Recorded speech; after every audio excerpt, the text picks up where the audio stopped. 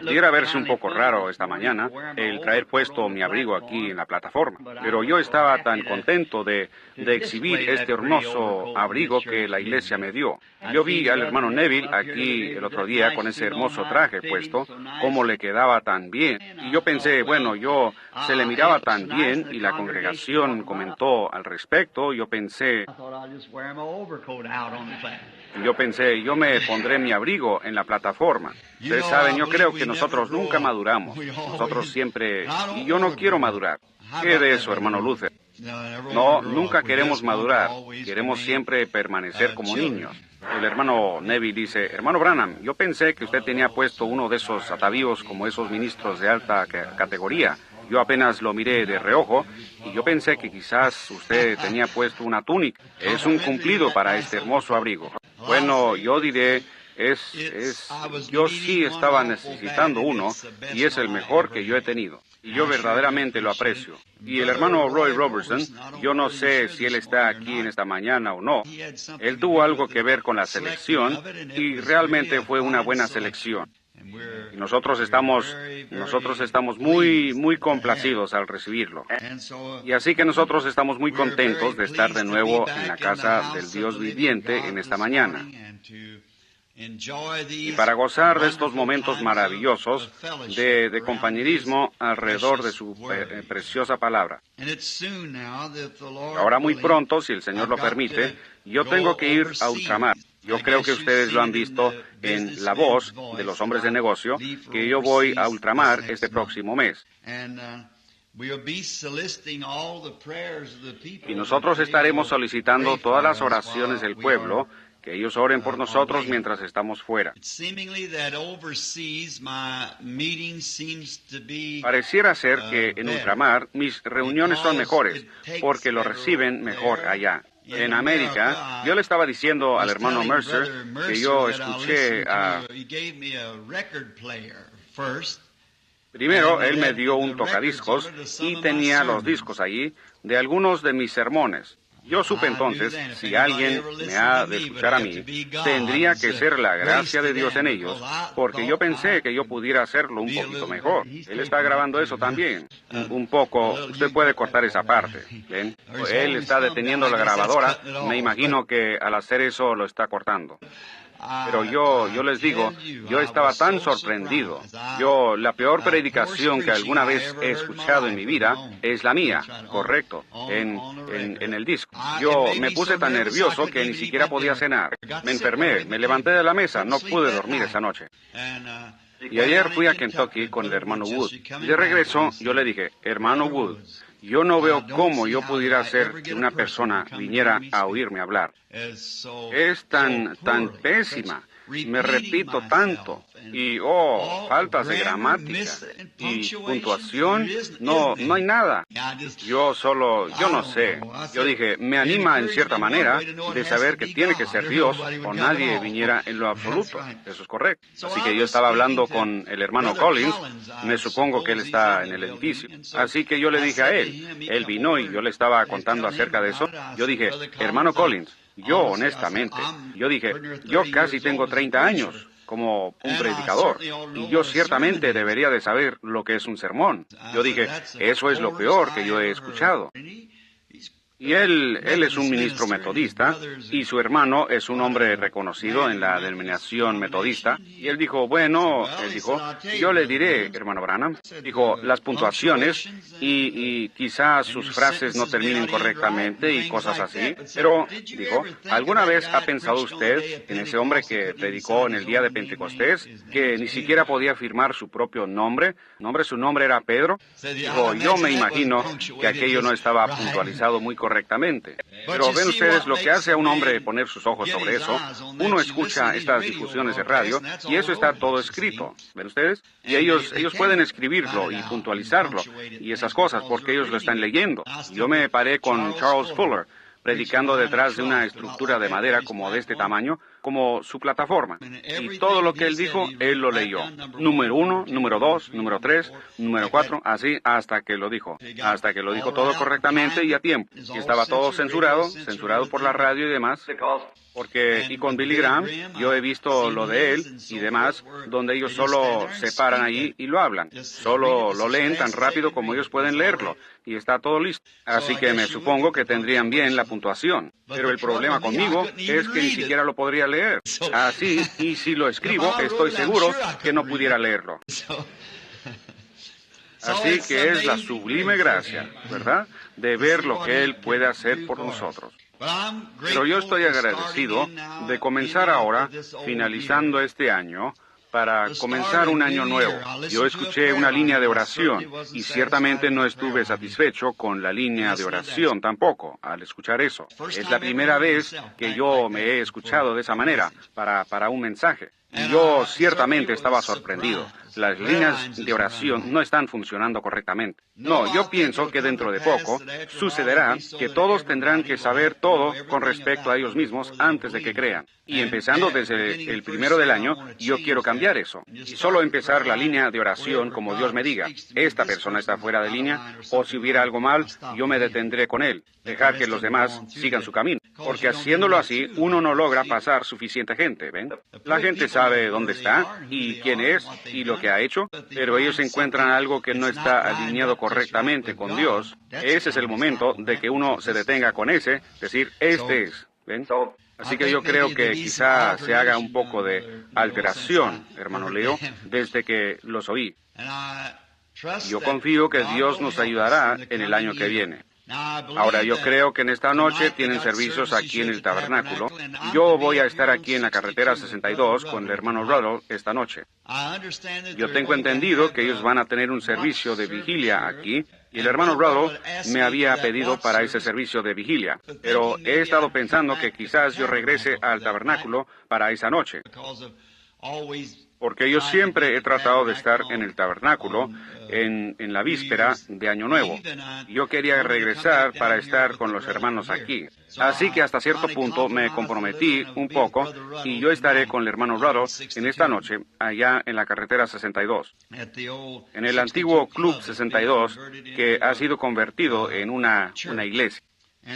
Y entonces el miércoles en la noche estaré aquí de regreso para el servicio de vigilia. Y entonces el jueves partiremos para Chicago, y de ahí seguimos a Filadelfia y luego a ultramar. Y en esta mañana no queremos retenerlos por mucho tiempo, porque tenemos las entrevistas y los servicios continuarán. Y diré que desde el último servicio de oración aquí, yo estoy muy agradecido por los resultados que se obtuvieron del último servicio de oración. Ciertamente es una cosa maravillosa lo que nuestro Señor puede hacer cuando su pueblo se reúne. Los que llamarán el nombre del Señor, reuniéndose, yo creo que así es, y orarán, entonces Dios oirá del cielo. Así que vamos a inclinar nuestros rostros solo por un momento mientras miramos hacia Él para que nos dé la inspiración que se necesita para este mensaje. Señor, tú has sido nuestro refugio y fortaleza en todas las generaciones. Nuestros padres antes de nosotros confiaron en ti y no fueron confundidos. Ellos creyeron en tu santo nombre y ellos resplandecieron como luces brillantes. Y nosotros miramos hacia ellos, como ha dicho el poeta, huellas en las arenas del tiempo, nuestras partidas dejan detrás de nosotros huellas en las arenas del tiempo. Entonces vemos que aquellos que confiaron en ti, siempre, sin fallar alguna vez, salieron adelante. Aunque ellos pasaron por muchas aguas profundas y por grandes pruebas y persecuciones,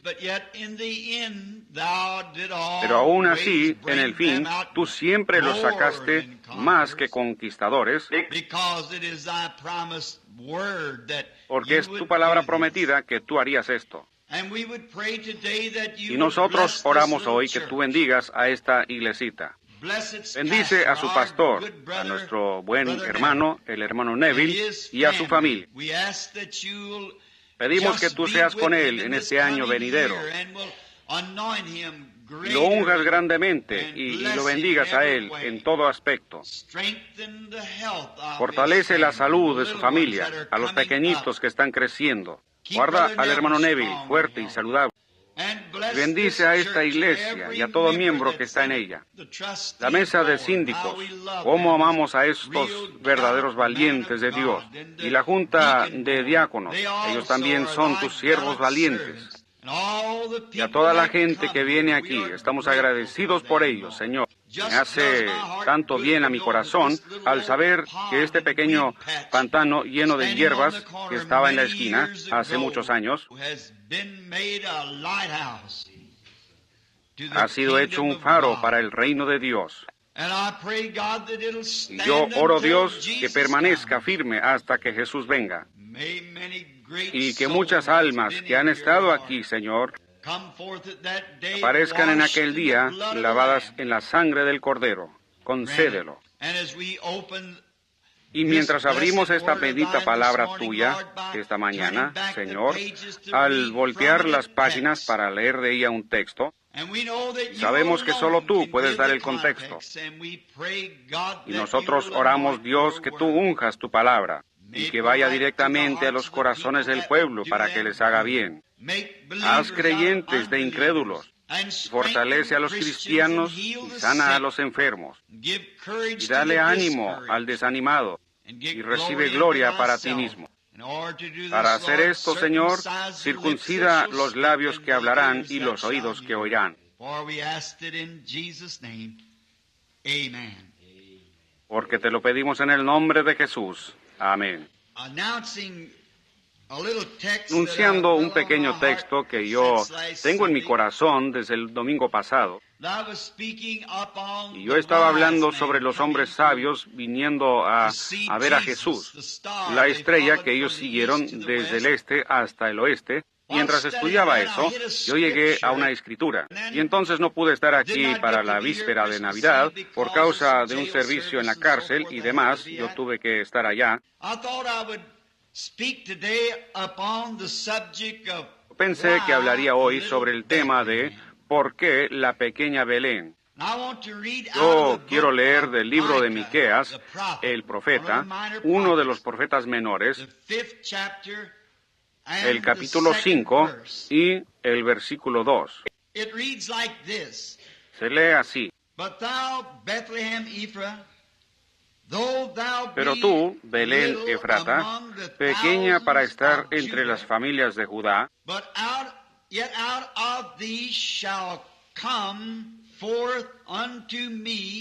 de ti me saldrá el que será Señor en Israel, y sus salidas son desde el principio, desde los días de la eternidad. Yo tenía una manchita sobre la escritura, por esa razón yo no podía distinguir cuál era la palabra en el momento. De todos los lugares que hay en Palestina,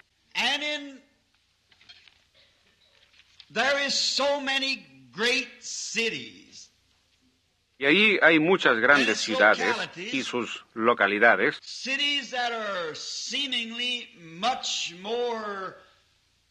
ciudades que parecieran ser mucho más conocidas en los relatos de la historia,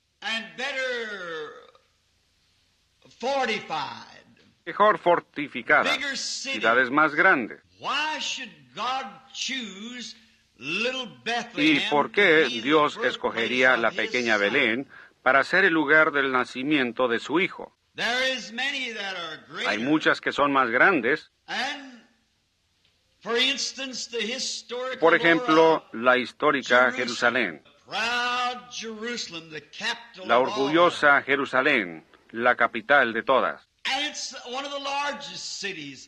Y es una de las ciudades más grandes de Palestina. Y entonces nos preguntamos por qué Dios escogería a ese pueblito de Belén para que fuera el lugar de nacimiento de su Hijo. Pero como las Escrituras han dicho, lo que Dios determina hacer, eso será hecho. Y ahí está Dios preordenándolo para que sea de esa manera o nunca hubiera sido de esa manera. Y ahí la Escritura dice, en el capítulo 15 de los Hechos,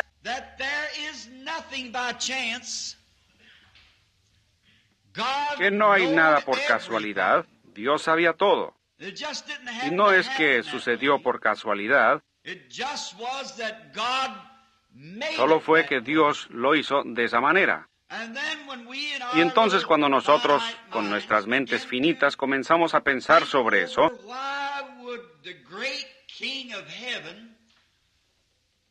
¿por qué el gran Rey del cielo escogería un lugarcito tan pequeño como ese en vez de la capital? En vez de y aún allá habían muchos lugares que tenían una historia espiritual más grande que la que tenía Belén.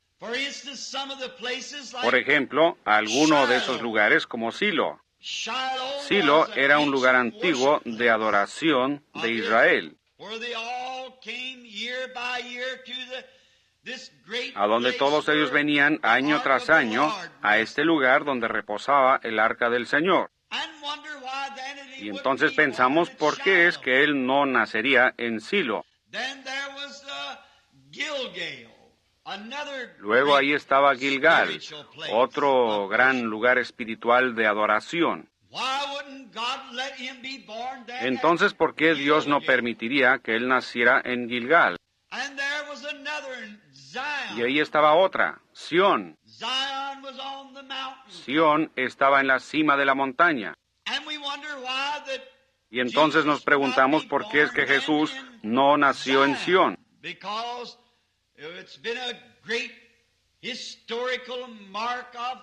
Porque ha sido un punto histórico donde el Señor ha bendecido a su pueblo a través de las edades.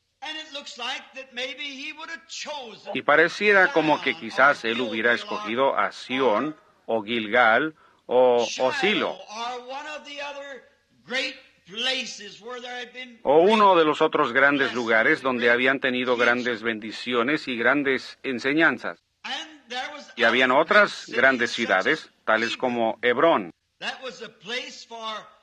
Ese era el lugar para un hombre que estaba buscando una ciudad de refugio, un lugar de seguridad. Estaba también Ramot de Galad, otro lugar de refugio a donde la gente podía venir, la cual hubiera sido muy apropiada para que él naciera allí.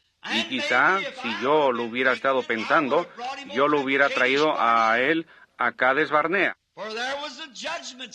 porque esa era la silla de juicio y un lugar de refugio. Quizás yo lo hubiera traído a esa parte del país para que fuera su lugar de nacimiento.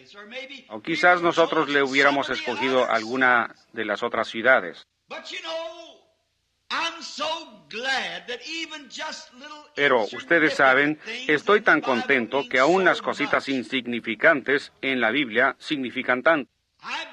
Yo creo que fue Jesús quien dijo esto, que ustedes sobrepasan y llevan a cabo los mayores asuntos de la ley más bien, pero sobrepasan las cositas pequeñas. Y algunas veces son las cositas pequeñas las que mantienen unidas las cosas grandes. Pero en todo esto, los engranes están dando vuelta exactamente de la manera que Dios les ordenó que dieran. Den vuelta aquí, nunca habrá uno que falle en dar en su lugar. Dios ha preordenado todas las cosas. Y tienen que acertar exactamente en ese lugar. Y cuando nosotros obtengamos fe como esa, y empecemos a pensar quién está detrás de todo esto, ¿cuál es el engranaje principal que está dándole vuelta a esta gran economía de Dios? Encontramos que es el Espíritu Santo. No ha sido dejado en las manos del hombre el hacer las cosas,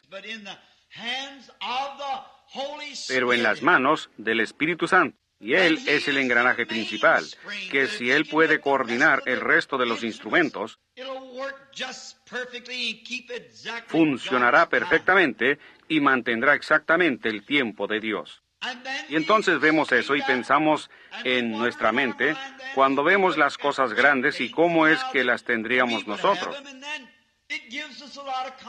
Y entonces nos da mucha consolación hoy al pensar que quizás seamos un grupito de gente, quizás nosotros seamos insignificantes para el mundo y para las grandes iglesias denominacionales. Sin embargo, Dios usa esas cositas sencillas algunas veces, porque también está escrito en las Escrituras: no temáis, manada pequeña, porque al Padre le ha placido daros el reino. ¡Qué consolación! Que yo sé que así como Jesús tuvo que nacer en la pequeña Belén, así la manada pequeña será a la que el Padre le dará el reino, porque está escrito. Y toda escritura es dada por inspiración, y las escrituras no pueden ser quebrantadas. Ellas tienen que cumplirse. Así que nos da esa esperanza al saber que será una manada pequeña la que recibirá el reino. Una pequeña manada fiel de creyentes. Y yo estoy confiando que seré uno de esa manada. O estaré en esa manada pequeña, debiera decir. Y entonces nosotros conocemos la historia. Casi todos estamos familiarizados con la historia de cómo Israel vino a Palestina por una promesa de Dios.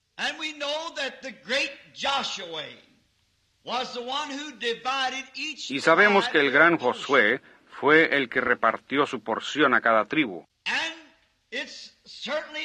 Y ciertamente, si nosotros tuviéramos el tiempo de aquí hasta las 6 de la noche, para quedarnos en este tema, para alinear estas cosas, para obtener el verdadero significado de todo ello, el cual no tenemos, solo como 30 a 40 minutos, así que tenemos que hablar solo de los puntos más sobresalientes, confiando que el Espíritu Santo, a ustedes lectores de la Biblia,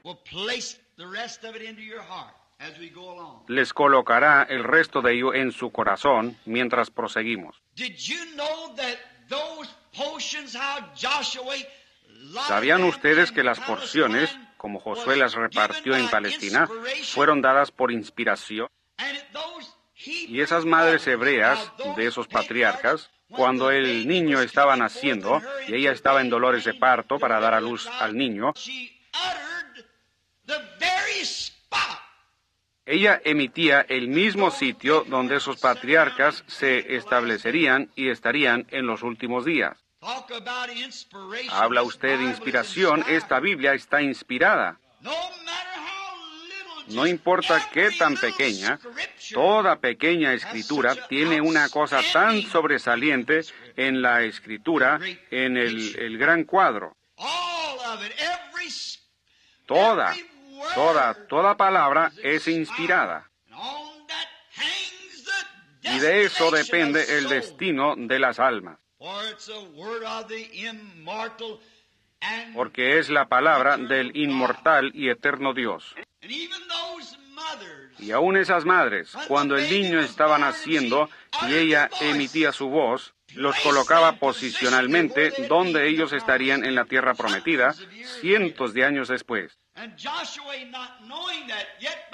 Y Josué, sin saber eso, sin embargo, por la misma inspiración, los colocó exactamente donde ellos debieran estar. Y Josué repartió la porción a Judá. Si notan en el mapa, geográficamente está al oeste de la llanura del mar, a unas cuantas millas al sur de Jerusalén, la capital. Y cuando Judá estaba recibiendo la parte, o su parte mejor dicho, en la tierra, su provincia, nosotros así le llamaríamos. Es extraño, pero esta pequeña ciudad, Belén, ni siquiera fue mencionada. Sin embargo, allí estaba, porque Abraham, o yo creo que fue Rebeca, quien fue sepultada en ese lugar. Pero solo debió haber sido una pequeña aldea de alguna clase, porque si leen Josué 5, se darán cuenta que habían como 115 ciudades mayores bajo el dominio de Judá, aparte de las aldeas y pueblitos. 115 ciudades son mencionadas. Y quizás cuando fueron divididas, Belén era tan pequeña, quizá solo había una casita o dos. Ni siquiera fue mencionada en la herencia. Y entonces nos damos cuenta que realmente nunca llegó a ser conocida. El que la fundó fue el hijo de Caleb, cuyo nombre fue Salma. Y él la fundó. La Biblia dice que él fue el padre de ella, lo que significa que él fue el fundador de Belén. En otras palabras, él quizás se mudó allí y empezó algunas clases de negocio y comercio e intercambios, etcétera, que hizo que se desarrollara. Y más tarde hallaremos que la verdadera razón, que todos los demás estaban celosos de esa pequeña porción de terreno, la cual está hacia el norte y este, y se inclina un poco hacia el sur, en ese pico,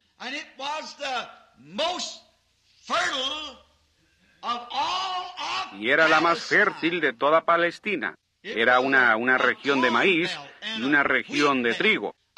Y había grandes huertas de aceitunas y demás en ella. En esa parte de Belén, o Palestina, al final de la provincia de Judá.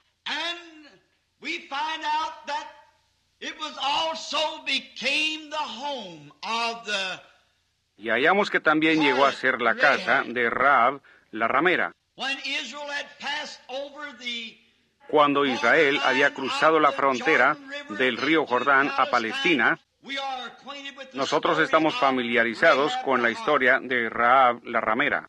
Ahora, vamos a formar un cuadro de ella en esta mañana por unos cuantos minutos. Como una joven hermosa, que por causa de alguna desventura en la vida, había sido obligada en eso, siendo una pagana. Había sido obligada a esa clase de vida que ella estaba viviendo. Y en muchas ocasiones la gente es obligada a la clase de vida que ellos viven.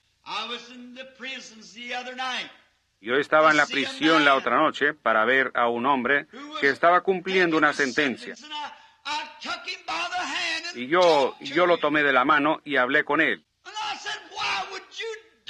Yo dije, ¿por qué hiciste una cosa como esa?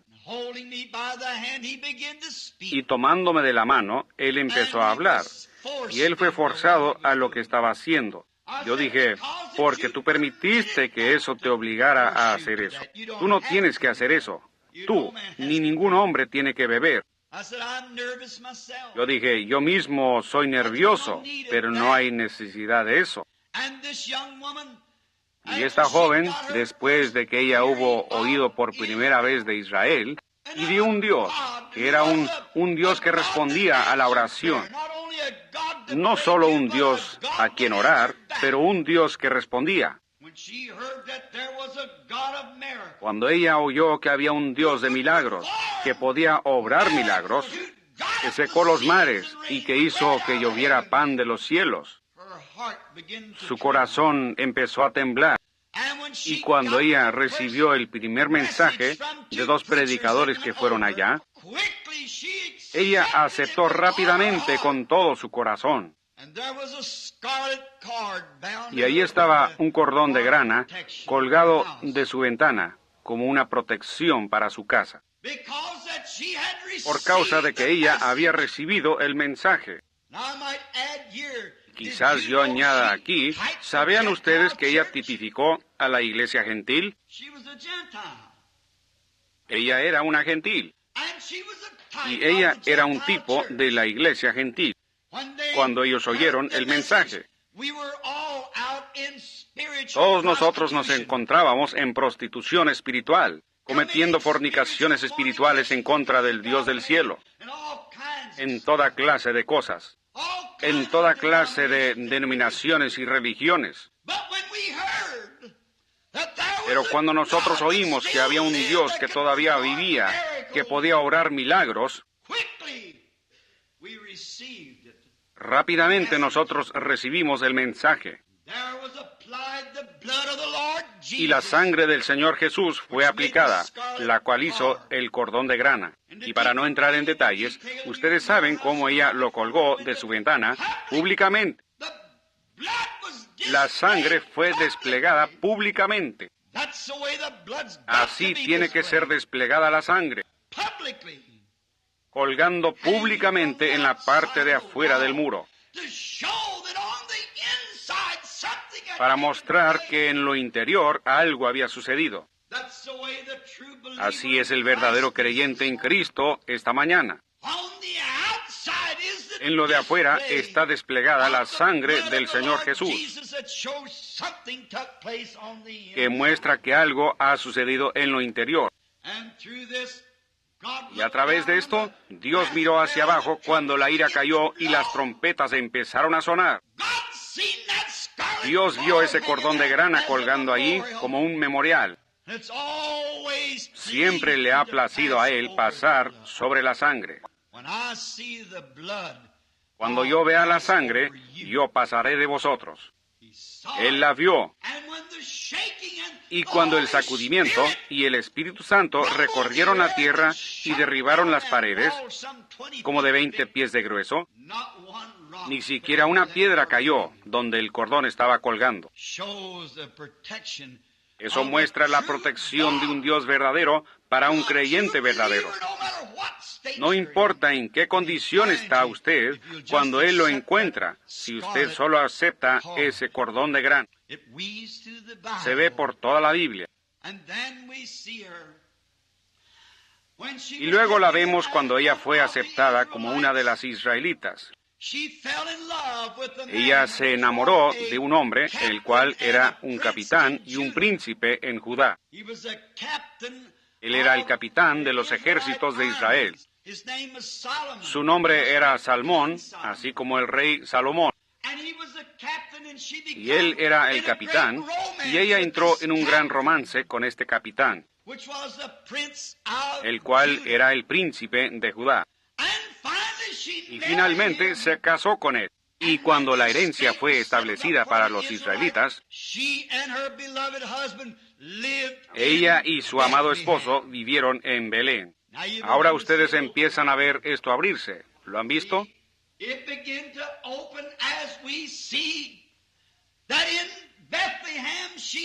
Se empieza a abrir cuando vemos que ella vivió en Belén, siendo una novia gentil para un judío. ¿Por qué? Porque ella creyó en un Dios que obra milagros. Y cuando vemos de dónde vino ella, de haber salido de una casa de mala fama, de prostitución, a través de su conversión y de su fe infalible en Dios,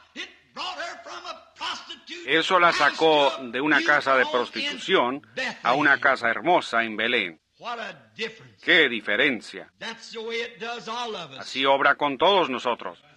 De una casa de incredulidad y frustraciones, esos actos inmorales y todo lo demás, a un lugar, una posición en Cristo, lo cual es de lo más hermoso, de lo ridículo a lo sublime. Esa es la diferencia efectuada por nuestra conversión. Y notaron ustedes que ella se casó con un príncipe de la casa de Judá, un capitán. Ese capitán representó a Cristo, que tomó una novia gentil para sí mismo. De lo más bajo de lo bajo al principal y mejor lugar en la tierra, como veremos más adelante en nuestro mensaje.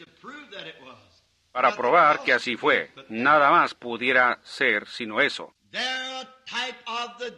Ellos son un tipo de la iglesia gentil. Y encontramos que ellos tuvieron un hogar amoroso en Belén, como Salmón lo había establecido. Y llegó a ser un gran lugar y las tierras fértiles. Y qué hermoso es pensar en esa gran región de trigo allí, que sería el lugar del pan del mundo. Y eso es verdad. Con razón Jesús tuvo que nacer ahí, porque Él era el pan de vida. Y era a donde toda la nación venía por su trigo. Toda la nación venía por su maíz.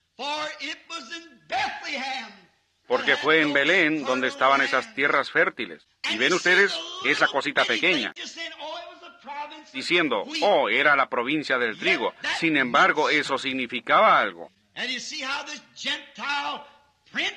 Y ustedes pueden ver cómo el príncipe gentil, o este príncipe judío, llevando a su novia gentil de regreso hacia Belén, como un lugar donde establecerse. Un lugar para vivir donde había pan en abundancia. Encontramos que a través de este gran romance y la gran obediencia de fe de parte de Rahab la ramera, ella dio en nacimiento un hijo a Salmón, y su nombre fue Booz. Y todos nosotros estamos familiarizados con otra gran historia atada ahora a este eslabón. Y Booz nació en Belén de Salmón y Rahab la ramera. Nosotros encontramos que años más después que Noemí había dejado el país y se había ido a peregrinar con los moabitas, y cuando ellos la habían tratado mal y ella se había separado del compañerismo de los demás creyentes, se había asociado en una condición caída, en otra tierra, entre otro pueblo. En otras palabras, ella había dejado la verdadera iglesia para irse al mundo por un tiempo, para unirse a una iglesia social que creía que cualquier cosa estaría bien. Allí ella perdió a su esposo. No siempre tiene que ser una muerte física. Usted pudiera perderlo en una muerte espiritual o perder su esposa. Es mejor permanecer en buen terreno. Es mejor se debiera quedar donde sabe que está cubierto por la sangre. A pesar de cómo se miren los demás, qué tan grandes son, qué tan buenas torres tienen ellos en sus iglesias, o cómo suenan las grandes campanas, es mejor que usted se quede donde la sangre cubre el pecado del pueblo. Puede ser que se pierda el uno o el otro. Y, sobre todo, pudieran perder al Señor Jesús y ser dejados fuera. Y entonces encontramos que después que sus hijos habían muerto, ella había perdido a los dos, y ella regresó porque no había avivamiento del Espíritu en la ciudad en ese tiempo. Oh, cómo me gustaría descansar aquí por unos minutos. Cómo me gustaría empezar de nuevo aquí y mostrarles. No importa cuántas iglesias han retrocedido, permanezca debajo de la sangre. Ese es el lugar donde morar. Adentro o afuera, arriba o abajo, en las buenas o en las malas, lo que pudiera suceder, permanezca debajo de la sangre. Pero Noemí pensó que sería mejor ir allá y unirse con otro grupo, porque ellos estaban teniendo problemas. Pan espiritual, no había pan espiritual allá. Pero Dios la restaurará. Yo restauraré, dice el Señor. Quédese en el campo de donde proviene eso. Así que encontramos que ella empezó a anhelar por regresar, porque ellos oyeron que un gran avivamiento había empezado. Y si usted nota, Noemí regresó en la sazón de la cebada, dice la Biblia, justamente en el tiempo de la siega. En otras palabras, cuando estaba aconteciendo un gran avivamiento, aplicándolo espiritualmente. Ella regresó justamente en esa temporada. No le había quedado nada, ella no tenía nada. Y Orfa, una de las esposas de sus hijos, cuando se dio cuenta de lo que ella tenía que sacrificar, siendo un tipo de la iglesia moderna, si yo tengo que ir allá, tendré que dejar mis bailes, tendré que dejar mis buenos tiempos y mis reuniones sociales. Entonces ella solo lloró y besó a su suegra y se regresó. Pero aquí está un cuadro hermoso que estaba con ella, otra nuera llamada Ruth, la cual una vez más era un tipo de la novia gentil, quien besó a su suegra y dijo, yo dejaré todo, yo me voy contigo. Que tu pueblo sea mi pueblo. Que tu Dios sea mi Dios. Donde tú mueras, ahí moriré. Donde seas sepultada, ahí seré sepultada. Eso es lo que Dios quiere. No es aquello fronterizo a la mitad del camino, pero un rendimiento absoluto y completo al reino de Dios. Ella la besó. Y entonces Noemí dijo para desanimarla, tú mejor deberías regresar a tu pueblo. Yo estoy vieja y ya no hay más hijos en mí. Y la ley era que ella tenía que esperar por un hijo. Y dijo, ya no hay más en mí. Y si yo tuviera un esposo y tuviera un hijo, tú también serías demasiado vieja para casarte con él. Así que mejor regrésate a tu pueblo. Pero Ruth dijo, yo no regresaré. Fe, arraigada y fundada, fe perfecta había bajado al corazón de Ruth. Y ella dijo, yo me voy contigo. Y ella se aferró de ella, se agarró de ella. Yo voy a estar donde tú estés. Me gusta eso.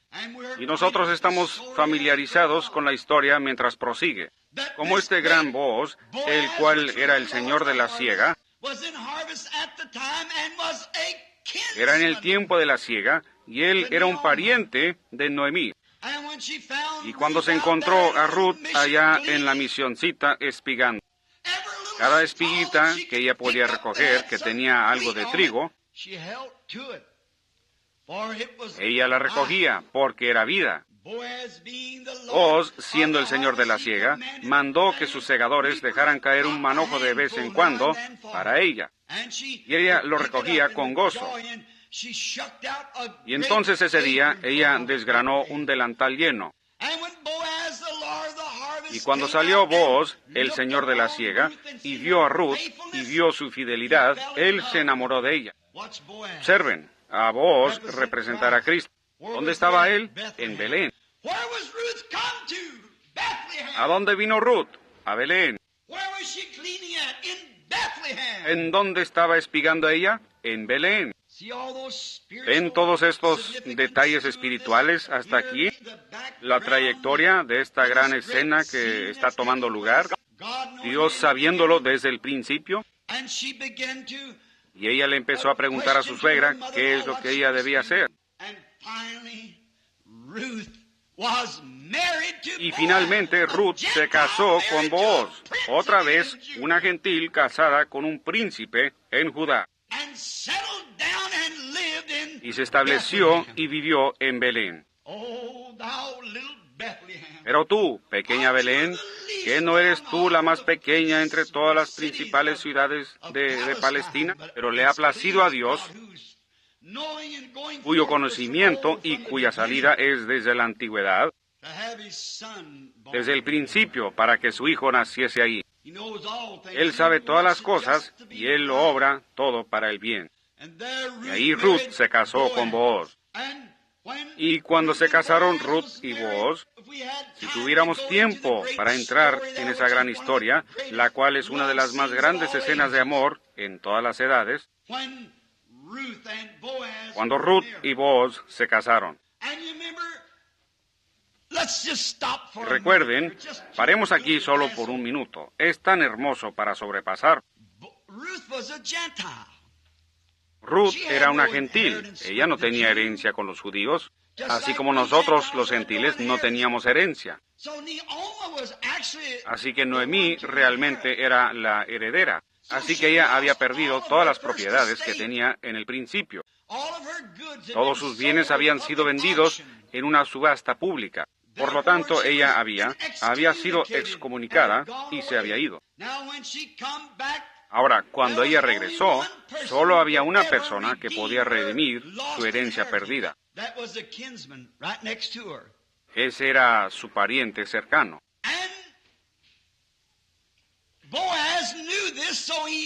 Y Booz sabía esto, así que él tenía que obrar de alguna manera para obtener a esta muchacha gentil por esposa. ¿Y qué es lo que tenía que hacer? Él tenía que comprar todo lo que le pertenecía a Noemí para poder obtener estos bienes. Y Ruth era parte de lo que le pertenecía a Noemí. Y el único hombre que podía comprarlo tenía que ser una persona que era pariente, un pariente cercano. Esa era la ley de redención. Y la única manera en que Cristo pudo haber comprado la herencia de la recaída de Israel era llegar a ser un pariente. La única manera en que Dios podía redimir a la raza humana era que Dios mismo tenía que hacerse carne.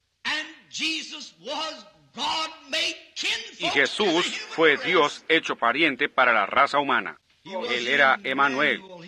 Él llegó a ser pariente. Él no tomó la forma de ángeles, pero la forma de un siervo, que lavó los pies y vivió. Y las zorras tenían cuevas, y las aves del cielo tenían nidos, pero él ni siquiera tenía un lugar para recostar su cabeza. Él comió, él bebió, él lloró, él se rió, así como cualquier hombre. Y él era Dios, no un profeta, él era Dios. Porque él tenía que ser pariente para poder redimir la raza humana perdida. Así, Booz, en este gran tipo en Belén, miren dónde este pariente nació para la raza humana. Tenía que ser. Y entonces, cuando este gran Booz la redimió, él tuvo que hacer una demostración pública que él había redimido todo lo que ella había perdido. Así que él fue a la puerta de Belén, otra vez, a esa pequeña ciudad, y él llamó a los ancianos de la ciudad. Y él les dio a saber que ese mismo día él había comprado todo lo que ella tenía, lo que Noemí había perdido. Todo lo que ella perdió, él lo redimió. Y él se quitó su zapato y lo tiró ante el pueblo como una insignia. Y si hubiera alguien que tenga alguna razón para decir algo, dígalo ahora. Porque esto es un memorial que yo he redimido todo lo que ella perdió. Oh, bendito sea el nombre del Señor. Y cuando vino nuestro pariente, Jesús de Nazaret, nacido en Belén, él se paró en la cima de Gólgota y fue levantado entre los cielos y la tierra, como un memorial que él había redimido todo lo que la raza humana había perdido en la caída. ¿Cómo puede el hombre despreciar sanidad divina y los poderes de la resurrección del Señor Jesús, cuando en el Calvario fue hecha una insignia pública?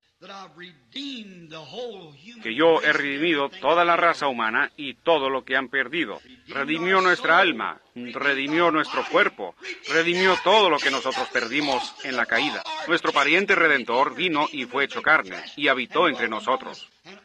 Y ofreció la insignia y dijo, consumado es. ¿Qué se consumó?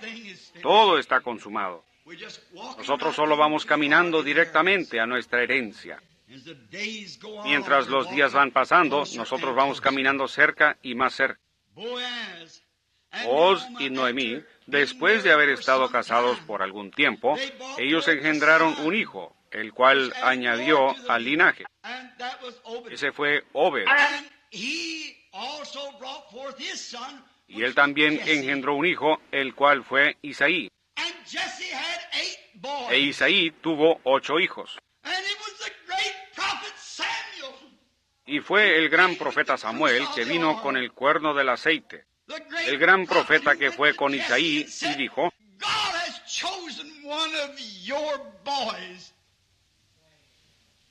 Dios ha escogido a uno de tus muchachos para gobernar y servir a mi pueblo.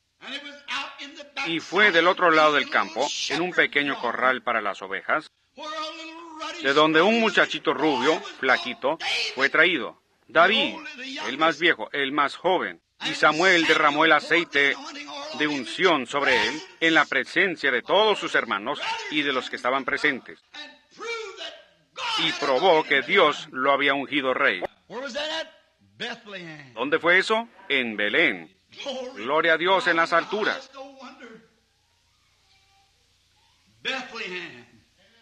Con razón, fue Belén donde él fue ungido como rey. Fue en Belén donde nació David. Y su gran hijo, Jesús, también tuvo que nacer en Belén, porque había tal unidad entre los dos, como padre e hijo. Este gran hijo no solamente fue el hijo, él fue la raíz y el linaje de David. Él fue aún antes de David, él será después de David. Él fue de la eternidad hasta la eternidad. Pero de acuerdo a la carne y todas las cosas que tenían que ser cumplidas, él era el hijo de David. Él habría de nacer años después en esta misma Belén, en esta pequeña ciudad abandonada. Pero todo el tiempo allí, ¿notaron? Que estaba obrando un gran misterio poderoso que nadie parecía entender. Esa es la misma cosa que existe hoy en la Belén de Dios. Está obrando una señal misteriosa, pero parece que nadie la entiende. Es algo que va por encima de la cabeza de la gente. Parece que ellos no lo captan. No importa qué se ha hecho o qué se dice, y la parte misteriosa de las cosas que se han hecho, la gente dirá, oh, bueno, me supongo que todo está bien, y siguen adelante, pero ellos no lo entienden. Ellos no lo pueden captar, no lo pueden obtener. Y eso es lo que Dios estaba haciendo en Belén, en Judá. Él está obrando, todas estas cosas pequeñas se están moviendo hasta llegar a una gran culminación. David, cuando él fue ungido rey, siendo un muchachito, él era rubio, pero algo debió haber estado en él que a Dios le pareció real. El más pequeñito, el más pequeño de la familia. Los demás muchachos eran hombres grandes, finos, y se verían bien con los mantos y con una corona sobre su cabeza. Pero Dios enseñó lo que él miraba. No la apariencia exterior, pero lo interior de un hombre. Él miró a su corazón, y él sabía lo que había en el corazón de David. No importaba cómo se le miraba la corona. Él estaba buscándose un hombre que fuera conforme a su propio corazón. Y David sería un hombre conforme a su propio corazón. Por eso fue que él vertió el aceite de la unción, o mandó que fuera vertido sobre David, el cual el nombre de David significa. Y años después, eso fue representado muy bien en Jesús, el amado, el hijo de David, quien habría de venir a cumplir todas las cosas que habían sido prometidas. En esta pequeña ciudad de Belén fue donde estas cosas sucedieron. Y fue en las mismas colinas de Judea donde David había apacentado sus ovejas. Muchos años después, ahí fue donde los ángeles cantaron su primer villancico en las colinas de Judea, mirando hacia Belén.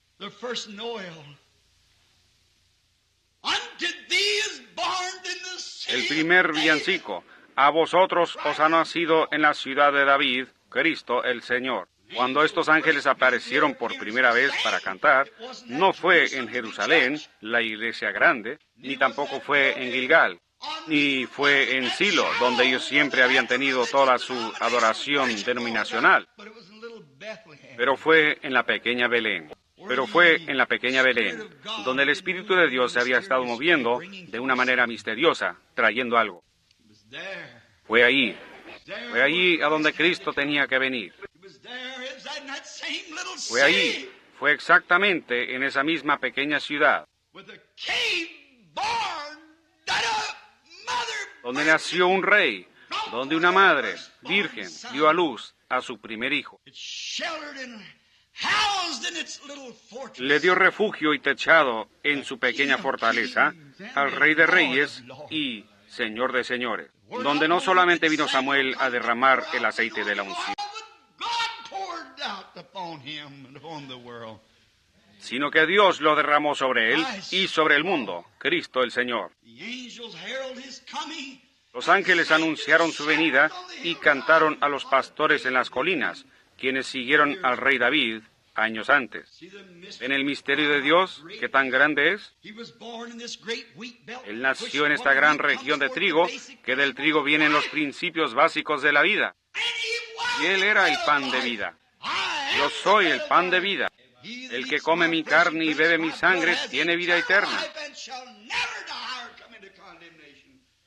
Y nunca morirá o vendrá a condenación, mas ha pasado de muerte a vida. Belén en inglés es Bethlehem. El nombre Beth-El, B-E-T-H, Beth como palabra hebrea significa casa. E-L es Elohim, es una abreviación. Elohim significa Dios. B-E-T-H, Beth, E-L es Elohim, el cual es Dios. La casa de Dios, donde es colocado el pan de vida. E-L-H-E-M, terminándola y poniendo la L con la E, significa barra de pan en el hebreo, el-hem. E-L es Dios Elohim. B-E-T-H es pan, o sea, B-E-T-H es casa. E-L es Elohim abreviado. Entonces, E-L, H-E-M, es pan. ¿Qué fue él? La casa del pan de Dios.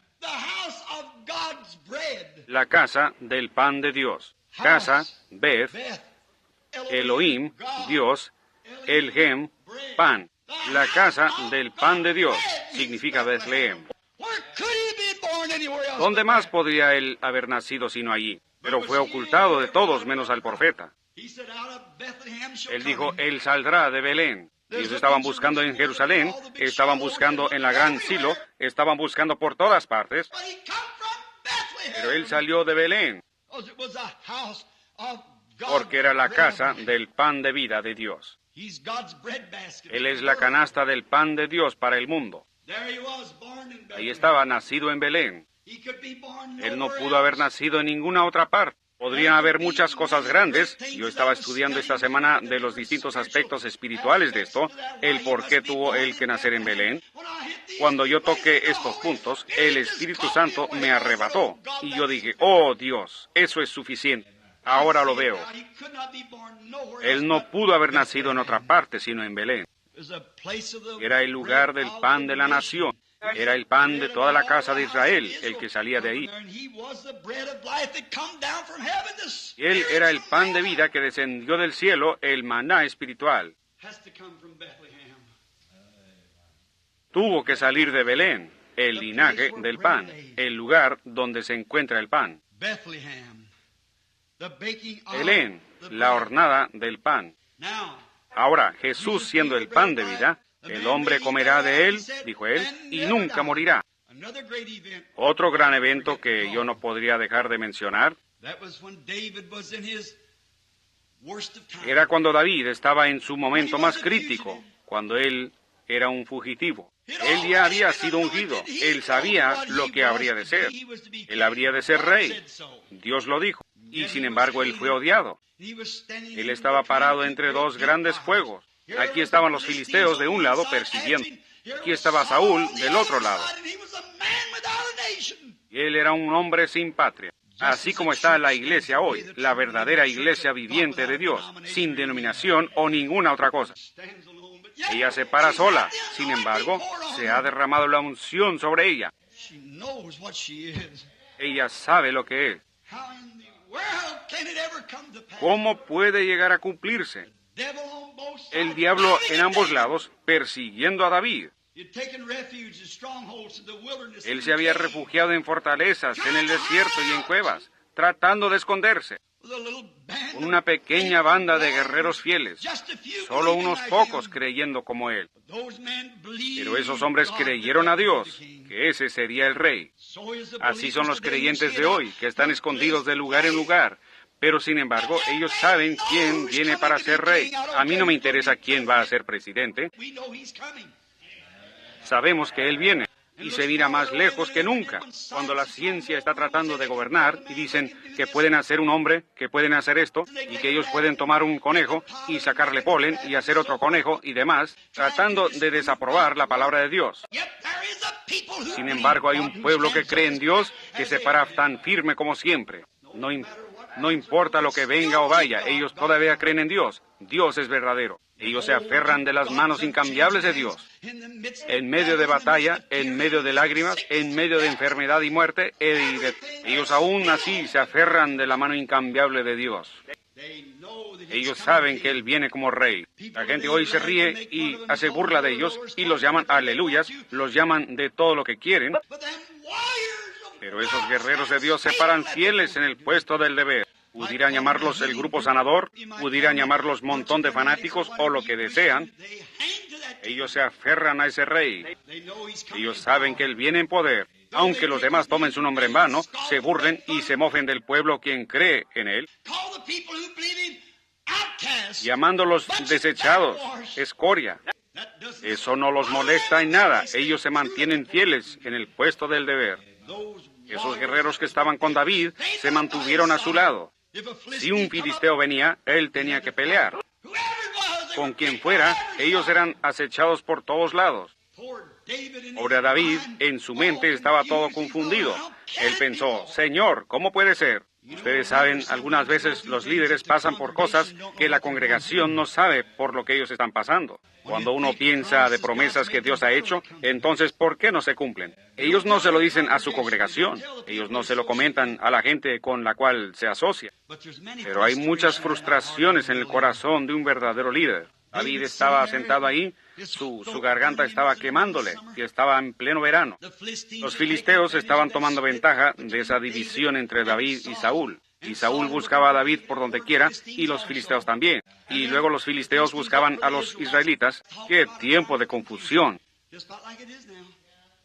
Casi como es ahora. David se refugiaba en este lugarcito, en este pequeño refugio, en cualquier parte que él pudiera, en las pequeñas fortalezas a donde podía llegar. Entonces él subió a la montaña, en ese calor, en medio del verano, cuando el calor estaba tremendo, su garganta secándose, con frustraciones y temores en su corazón, y pensando, oh Dios, ¿cómo puede ser esto?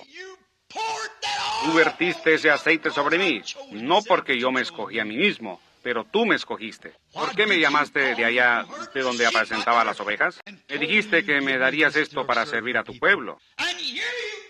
Y me tienes en medio de fuegos por donde quiera. Eso estaba pasando por su corazón. Él se sentó en el monte y miró hacia abajo. Y los filisteos habían venido y se habían acampado ahí mismo en Belén, su pequeño hogar.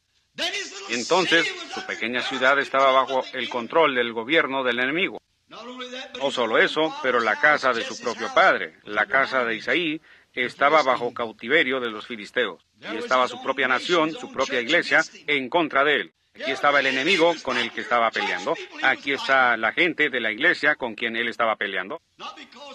No porque él quería, pero porque él fue forzado a hacer eso. Y muchas veces nosotros somos forzados a hacer cosas y a decir cosas que nosotros no queremos decir como real líder espiritual. Pero él es forzado a hacer eso. Él tiene que escoger un lado y mostrar sus colores. Yo tomaré el camino con la minoría despreciada del Señor, dijo el escritor del himno. Así que ahí estaba él, en ese día caluroso, sin duda caminando para atrás y para adelante, y mirando hacia abajo a través de ese extenso valle, como de 25 millas para ir y venir. Allí estaba la casa de su propio padre, en cautividad por los filisteos. Ahí estaba Saúl, al cruzar al otro lado. Y aquí venía sentado en medio de los dos partidos, ¿ven? Para tomar su lado, viendo este tiempo tan tremendo cuando Israel estaba toda quebrantada. La iglesia se dividió en diferentes denominaciones, por así decirlo. Aquí estaba parado David, sin saber qué hacer. Sin embargo, sabía que sobre él estaba la unción. Ellos sabían que la unción estaba ahí. Ellos sabían que David iba a ser rey. ¡Aleluya! Nosotros sabemos quién va a ser rey. No importa quién va a ser presidente.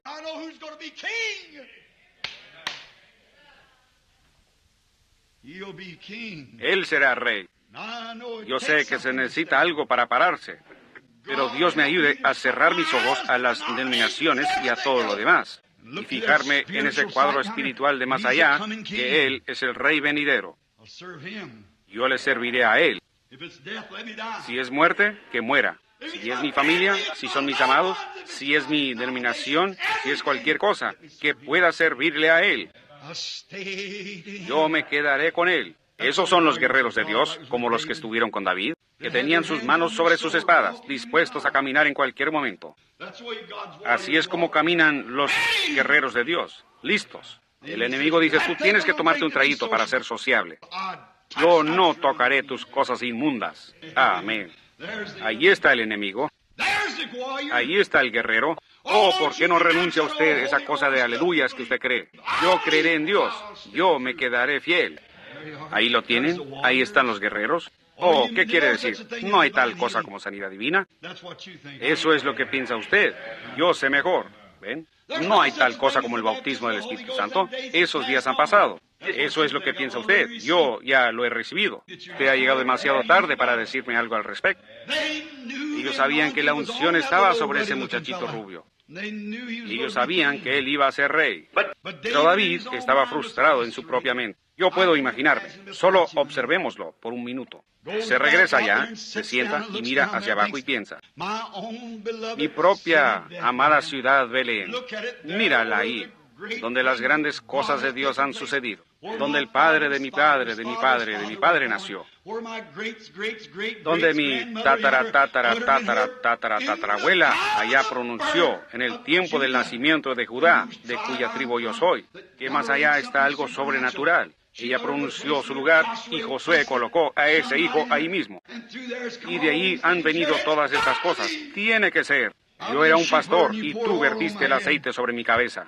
Tú dijiste que yo sería rey y yo te creo. Amén. Entonces él regresa y mira hacia abajo y piensa, bueno, allá muy abajo en mi pequeña ciudad donde nací, está ese grupito donde me asociaba en aquellos días buenos del pasado. Sería mejor si los metodistas miraran hacia sus buenos días de antaño, cuando ellos eran pocos y esparcidos en escuelitas aquí en América, cayéndose bajo el poder de Dios, echando agua en sus caras. Sería mejor para ustedes bautistas también mirar hacia atrás de donde ustedes vinieron y el resto de ustedes. Ustedes pentecostales miren hacia atrás de donde vinieron. Eso es correcto. Allí, en el calor de la batalla, David empezó a pensar, oh, yo me puedo acordar de aquellas noches cuando me acostaba allá al lado de ese monte.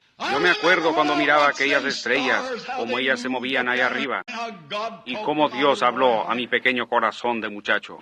Me puedo acordar de cuando entré tanto en el Espíritu un día, mirando a las nubes y a los pastos verdes y refrescantes, hasta que yo grité bajo el Espíritu y canté, Jehová es mi pastor, nada me faltará. Aunque ande en valle de sombra de muerte, no temeré mal alguno, porque tú estarás conmigo.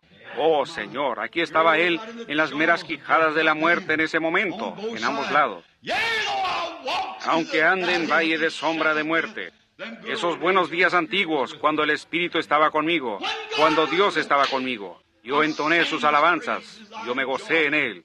Yo recuerdo en una ocasión en que vino un león una mañana y atrapó a una de mis ovejas. Y el Espíritu de Dios vino sobre mí y yo fui y lo agarré y lo corté en pedazos. Yo me acuerdo de aquella liberación. Oh, yo me puedo acordar de esa tarde un poco antes que el sol se metiera. Un oso vino y atrapó a una y yo lo maté. Esas grandes liberaciones. Yo recuerdo cuando entoné sus alabanzas en los días de mi juventud, cuando yo apacentaba a mis ovejas. Oh Dios, regrésame a ese lugar. Regrésame a mi primer amor. Regrésame y dame mi cayado de pastor.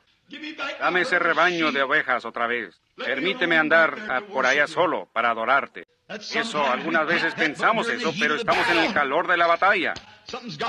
Algo tiene que hacerse. Nosotros fuimos muchachos en una ocasión, ahora nosotros somos hombres adultos. Allá está en marcha. Yo recuerdo cuando el aserrín estaba todo pisoteado en el piso y la gente clamaba y gritaba. Y de tanta gente que había, uno no se podía acercar por ningún lado. Pero no es así hoy en día. Allá está rugiendo. Oh, ya no es William Branham, el muchachito predicador. Uno tiene que producir algo. Sí, señor, tiene que haber algo diferente. El tiempo está en marcha, la batalla ruge, el fuego está encendido. El tiempo para ser liberado, la gente, todos los que fueron hallados escritos en el libro. Ahora el tiempo ha llegado. David y toda su frustración, caminando para atrás y para adelante y pensando, oh, este día caluroso, oh, hace tanto calor. Oh, Saúl quizás vendrá por este lado, los filisteos por este lado, ejércitos por donde quiera alrededor, y aquí estamos nosotros sentados en la boca de una cueva. Y sin embargo, el aceite de la unción está sobre mí. ¿Cómo puede ser? Oh, Dios, ¿cómo puede ser? Oh, cómo quisiera un trago de agua. Entonces en su mente regresó allá, junto a las puertas de Belén. Ahí había un pozo. No había otra agua como esa agua. Ustedes saben, Palestina tiene alguna agua muy mala. Ellos tienen aguas malísimas y aún tienen fiebre del agua negra y cosas en ella. Y mucha de esa agua es alcalina, la cual lo mataría a uno. Pero en Belén también es donde está la fuente principal de agua para la provincia. No había otra agua como la que tenía Belén. David solía pensar, cuando yo llevaba mis ovejas y empezaba por la mañana, yo pasaba por ese pozo antiguo y bebía. Oh, qué fresca y qué dulce, y cómo saciaba la sed.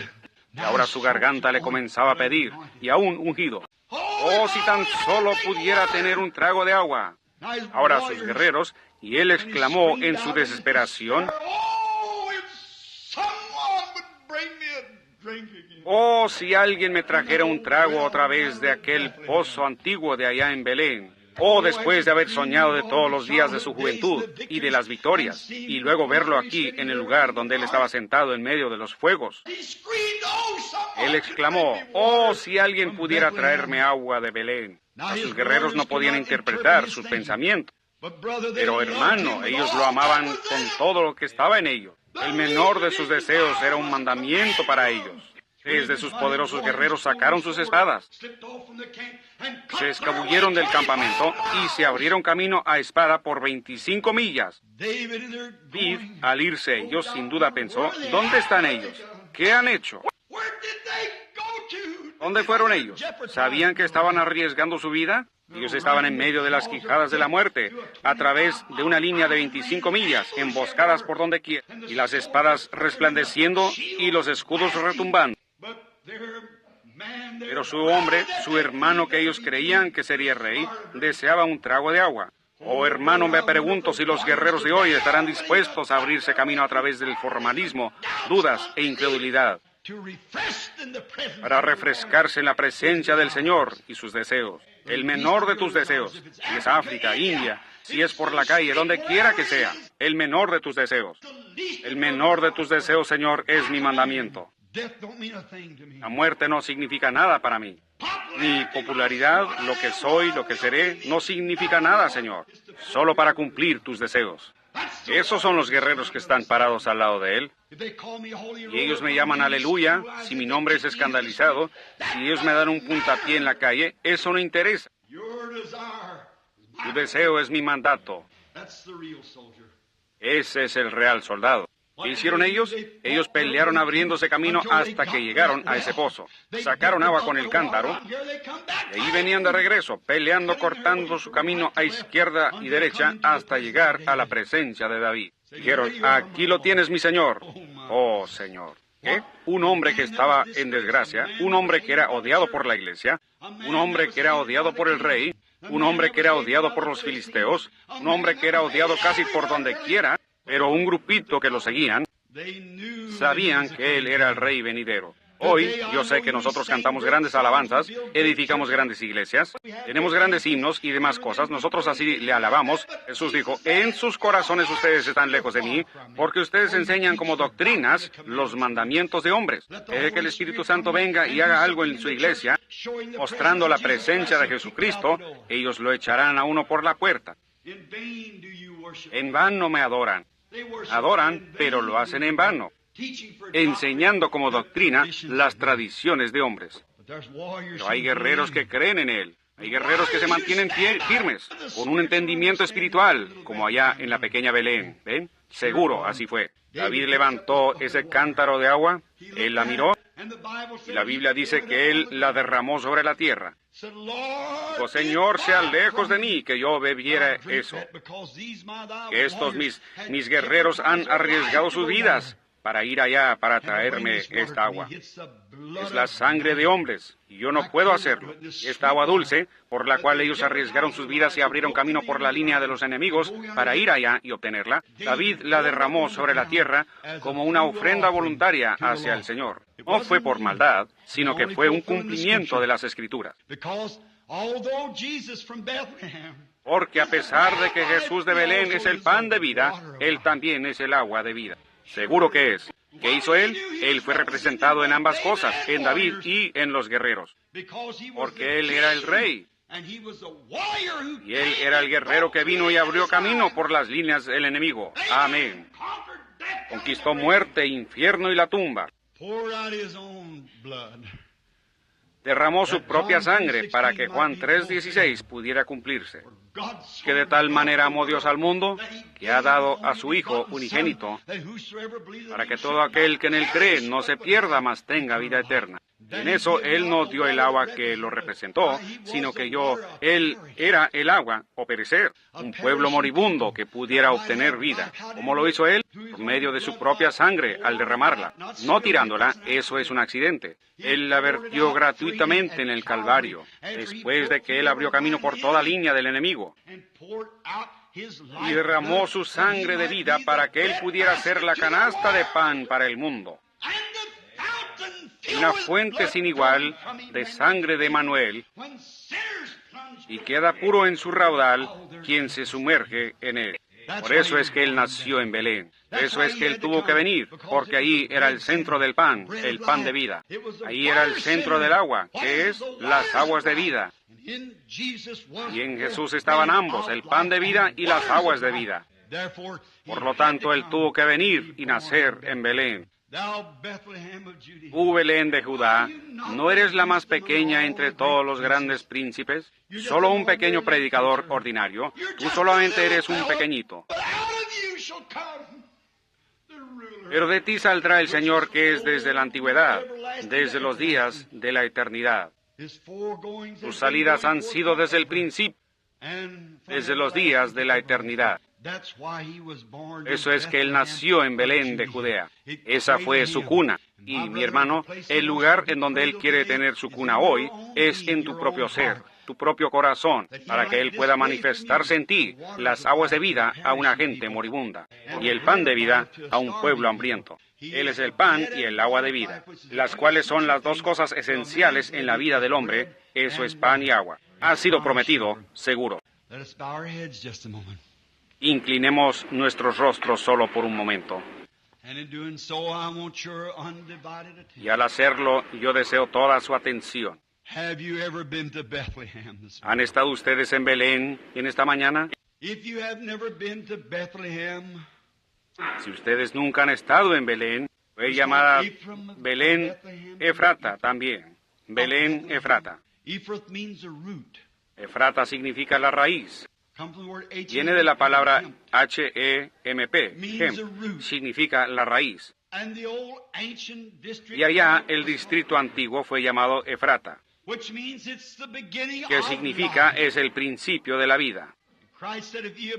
Cristo dijo, si permanecéis en mí, yo soy la vid y vosotros los pámpanos. Él es la raíz de toda vida. Si usted nunca ha venido a Belén Efrata, la Belén, vengan esta mañana y recíbalo a Él como su Salvador, y Él le perdonará sus pecados. ¿Levantarían ustedes sus manos hacia Él y dirían, Señor, ten misericordia de mí ahora?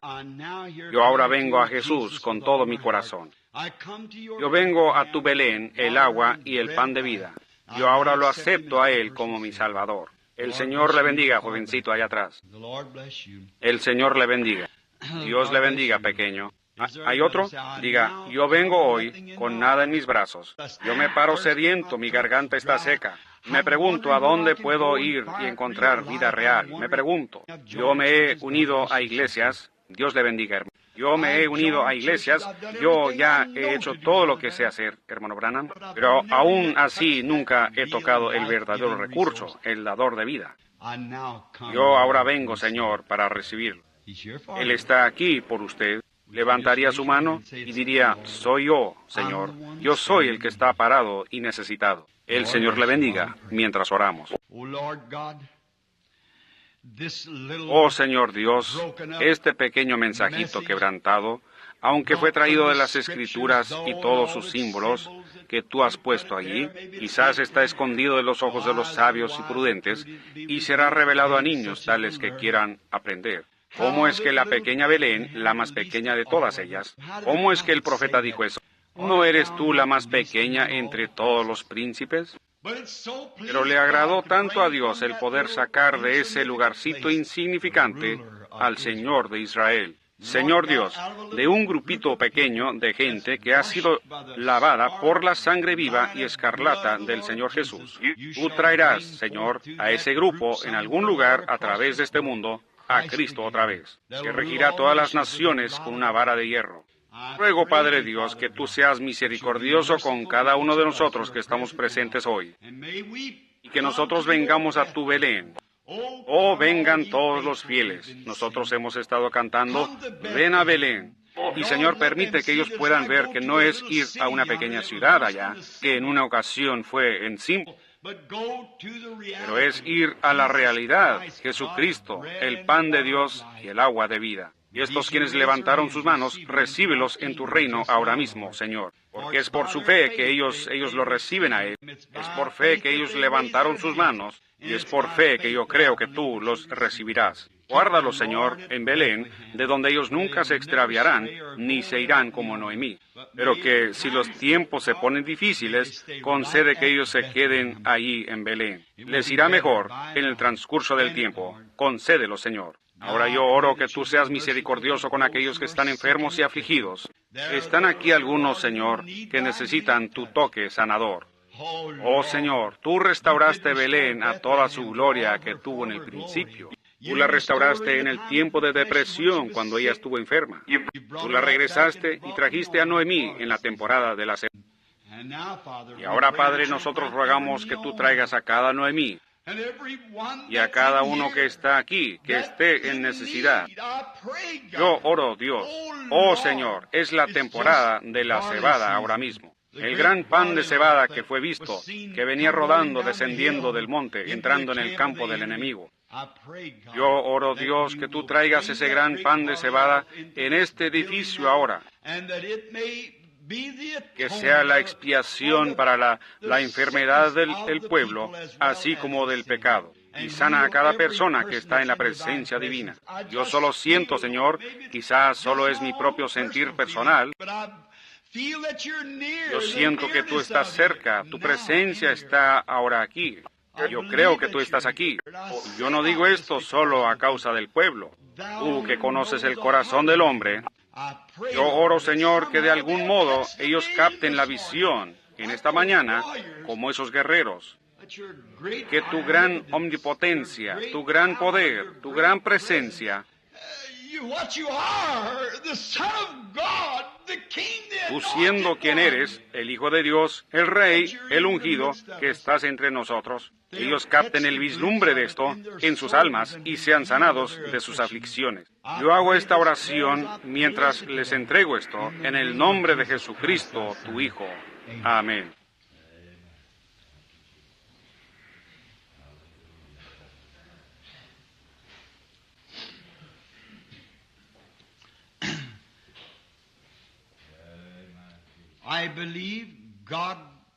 Yo creo en Dios, todas sus palabras, y yo creo que cada parte de su palabra está divinamente inspirada. Yo creo que Él no es yo era, pero Él es yo soy, una presencia que siempre existe. Yo creo que ahora mismo, entre este pueblo aquí, ustedes que levantaron su mano, búsquense una iglesia, sean bautizados en el nombre de Jesucristo, llamando hacia Dios, lavando sus pecados, creyendo que su pronta venida Él ha de aparecer en su segunda venida. Yo también creo que su presencia está aquí para sanar a los enfermos, para sanar a los que están necesitados. Necesariamente se tiene que orar por ustedes uno por uno. Yo probé eso la otra noche a la gente, que yo solo quería mostrarles lo que había pasado. Había un cierto joven, quien está sentado mirándome ahora mismo, que había estado en cama por varios días. Su garganta estaba tan hinchada que él no podía comer ni nada. Su fiebre estaba muy alta. Y él le había dicho a su padre y a su madre, traigan al hermano Branham para que venga a orar por mí. Y por alguna razón ellos no querían molestarme porque yo estaba ocupado. Y algo me dirigió a ir a su casa. Mientras estaba sentado allí, ellos trataron de traerle un plato al joven, con un huevo muy blando y alguna otra cosa, y un poco de frijoles blandos, molidos, y él estaba tratando de tragárselos. Y les daba vueltas, con un dedo los molía, sus dientes estaban todos hinchados y el pus le corría de ellos, y él trataba de molerlos así con sus dedos, y trataba de pasarlos por su garganta así, y él masticó una o dos veces, y él no podía hacerlo ya más, lo empujó hacia atrás. Yo estaba sentado ahí sin haber orado. Hay una cosa pequeña, uno no puede decirle a todos lo que está sucediendo. Yo dije, Señor, ahora está muy cerca el fin del año. Hay algo que viene, algo nuevo. Permíteme, Señor. ¿Es esto? ¿Es esto? Tan pronto como yo empecé a decir eso, y a decir, ahora en mi corazón, yo sé que tú estás aquí. El joven extendió la mano y tomó otro bocado, y otro bocado, y otro bocado, y otro bocado, y limpió todo su plato y se subió a su carro y se fue. Oh, Él es Dios, ¿ven? Su presencia, su presencia. Es solo dejarlo a Él que esté presente. El otro día cuando tomaron la última fotografía, cuando yo lo vi a Él parado ahí, yo lo vi a Él y pensé, bien, yo he visto al ángel del Señor en esos, y yo sé que fue maravilloso. Pero cuando Él tomó esta, entonces como a las 3 de la mañana, Él me despertó y me dijo lo que iba a pasar. Y me lo explicó todo. Y cómo estaría la armadura y todo. Me enseñó cosas ahí que yo nunca había visto. Yo entré y la cogí y la miré. Y ahí estaba. Yo nunca lo había visto antes. Oh, qué sensación trajo eso para mí. La consolación de saber que Él está presente. Él está aquí, solo su presencia. Y la presencia del Señor estaba ahí para sanar a los enfermos. La presencia del Señor está aquí para sanar a los enfermos. La presencia del Señor está aquí para traer convicción a pecadores. La presencia del Señor está en medio de su pueblo. Y Él es el Belén de Dios, llena de pan y agua. Yo estoy tan contento, también ustedes, de que tenemos un lugar a donde venir y comer y vivir para siempre. Ahora, el Señor les bendiga. ¿Tiene algo que quiere decir, hermano? Pongámonos de pie por un momento. Nuestro antiguo canto de despedida, lleva el nombre de Jesús contigo. ¿Cuántos aman al Señor? Veamos sus manos levantadas muy alto. Todos ustedes tienen sus manos levantadas, ahora bájenlas y dense la mano con alguien que esté parado a un lado de usted. Diga, Dios le bendiga, peregrino. Dios le bendiga. Eso es correcto. Luego alrededor. Muy bien, eso es solo para que ustedes se conozcan los unos a los otros. Muy bien. Ahora miremos hacia arriba a los cielos y cantemos esta alabanza ahora.